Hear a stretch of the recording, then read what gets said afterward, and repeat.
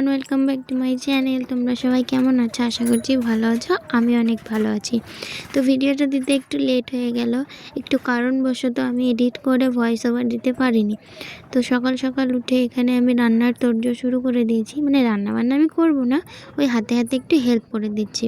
আমি সকাল সকাল একদম উঠতে পারি না, কিন্তু আজকে যেহেতু আমাদের বাড়িতে একটু স্পেশাল কাজবাজ হবে, মানে রান্নাবান্না হবে, খাওয়া দাওয়া হবে আর কি, তার জন্য আমাকে সকাল সকাল তুলে দিয়ে দিদা কাজে বসিয়ে দিয়েছে। তো নারকেলটা আমি কুড়িয়ে দিলাম, তারপরে কিছু রসুন ছাড়িয়ে দেওয়া। আর এখানে কিন্তু আমি একা কাজ করছি না, আমার দিদুন দাদু সবাই মিলে আমরা কাজ করছি। আজকে হচ্ছে আমাদের বাড়িতে খাওয়া দাওয়া, মানে আমাদের দাদুদের বাড়িতে খাওয়া দাওয়া। আমরা ষষ্ঠীর সময় যেহেতু গ্রামে গেছিলাম, তাই সেখানে আমাদের খাওয়া দাওয়া করানো হয়নি, তাই আজকে সেই ষষ্ঠীর খাওয়া দাওয়া হচ্ছে। এটা কিন্তু আগের সপ্তাহে রবিবার আমাদের খাওয়া দাওয়া করা হয়ে গেছে। যেহেতু আমার ভিডিওটা দিতে একটু লেট হচ্ছে, তাই এখন ছাড়ছি। দেন তারপরে আমি আমার বোনকে ডেকে নিয়ে চলে গেলাম আমরা মাটন কিনতে।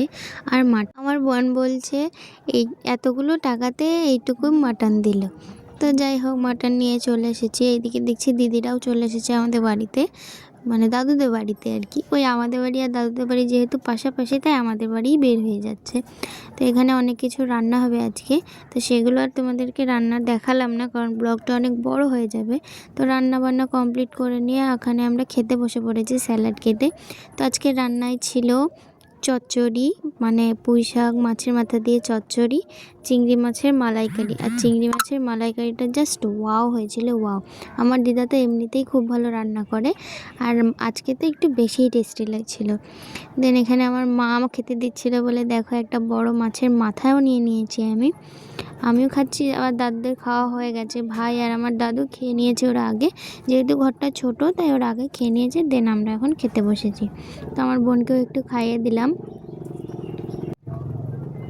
চিংড়ি মাছের মালাইকারিটা বললাম না, খুবই টেস্টি হয়েছিল। আর গলদা চিংড়ি না পাইনি। দেন তারপরে আজকে স্পেশাল মেনু মাটন। উফ, এইভাবে মাটন খেতে যা লাগে না, একটু মাংস আলু আর পেঁয়াজ দিয়ে। আর মাটনটাও খুব টেস্টি হয়েছিল। আর আমার ঠাম্মা মানে দিদা ওখানে শুয়ে আছে। আর এই যে আমার দিদি, আমরা তিনজন মিলে এখন খেতে বসেছি। আমি, আমার বোন কিন্তু আগে মাটন খেত না, আমরা জোর করে করে খাওয়া প্র্যাকটিস করিয়েছি। দেন দুপুরবেলা আমরা শুয়ে শুয়ে ফোন দেখছিলাম, মানে মুভি দেখছিলাম। দেন তারপরে তখন আর ভিডিও করা হয়নি। দেন রাত্রিবেলায়, মানে রাতের খাওয়া দাওয়ার পরে একটা আইসক্রিমের বার নিয়ে আসা ছিল। আমার বোন দেখো কীভাবে খাচ্ছে। আর এই আইসক্রিম খাওয়ার একটা বিশাল বড় কাহিনী আছে। আর সেদিন খুবই বৃষ্টি পড়ছিল, আর আমি ওই ঘর থেকে, মানে আমাদের ঘর থেকে চামচ আনতে দৌড়ে গিয়ে চামচ আনতে গেছিলাম, আর কাদার মধ্যে আমি উল্টে পড়ে গেছি। তো দেখবে এক্ষুনি সেই নিয়ে আমাদের হাসাহাসি হবে। আমার লাগেনি সেরকম, কিন্তু পড়ে গেছি তাই সবাই মিলে হাসাহাসি করছিল। তো এখান দিয়ে আমি খুন্তি দিয়ে কাটার চেষ্টা করছিলাম, কিন্তু কাটতে পারিনি। তো লাস্টে আমাকে ছুরিতেই কাটতে হয়েছে। তো আমরা তিনজন এখানে আইসক্রিম খাই। তোমরা ভিডিওকে লাইক করে দাও। Tata, by.